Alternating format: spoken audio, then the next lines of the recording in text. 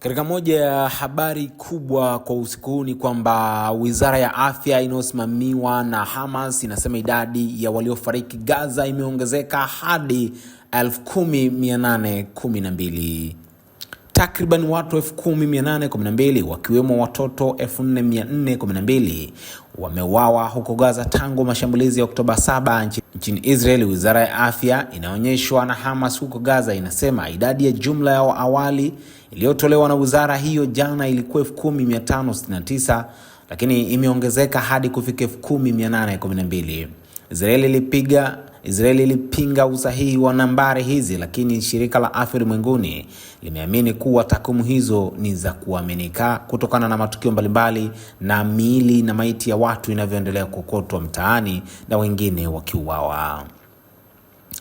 Wakazi wa kaskazini mwa Gaza wakiondoka kuelekea kusini. Jeshi la Israel linasema leo kuwa limefungua tena barabara ya Salah al-Din Kreda kwa muda wa saa 6 kuwaruhusu wa Palestina walioko kaskazini mwa Gaza kuondoka kuelekea kusini.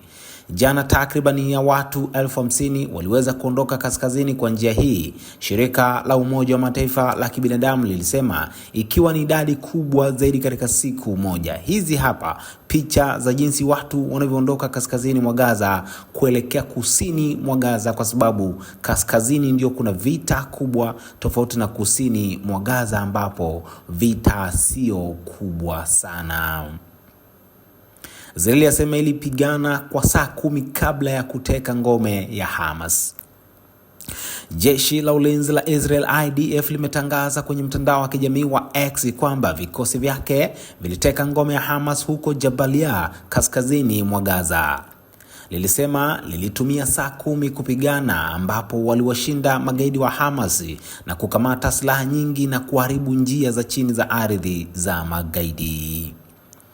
Haya yanajiri wakati shirika la habari la Palestina Wafa likiripoti kuwa ndege za Israel zilishambulia kwa mabomu na kuharibu nyumba moja kabla katika kambi ya wakimbizi ya Jabalia, na baadhi ya watu waliokuwemo wamekwama chini ya vifusi vya majengo huko Jabalia. Shirika hilo linasema pia kwamba watu wengi walijeruhiwa katika mji wa Gaza.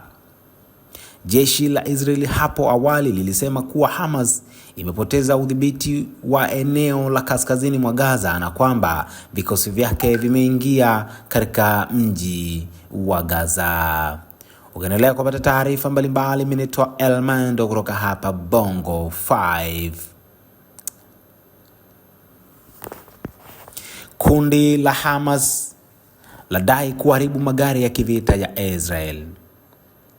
Hapo awali Israeli ilitoa taarifa kuhusu mapigano huko Gaza, ikisema imechukua udhibiti wa ngome ya Hamas kaskazini mwa ukanda wa Gaza magharibi mwa Jabal baada ya mapigano ya saa 10. Hamas sasa pia imetoa taarifa huku tawi lake la kijeshi brigedi za Al-Qassam ikidai kuwa iliharibu magari matatu ya Israeli na tingatinga karibu ya kambi ya Al-Shati inayojulikana pia kama kambi ya pwani.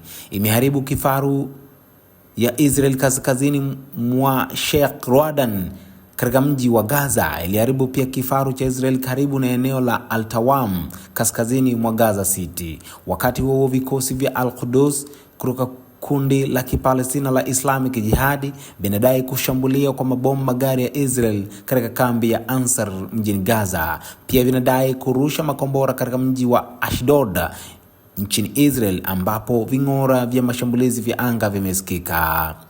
Endelea kupata taarifa mbalimbali, mimi ni Elmando kutoka Bongo 5.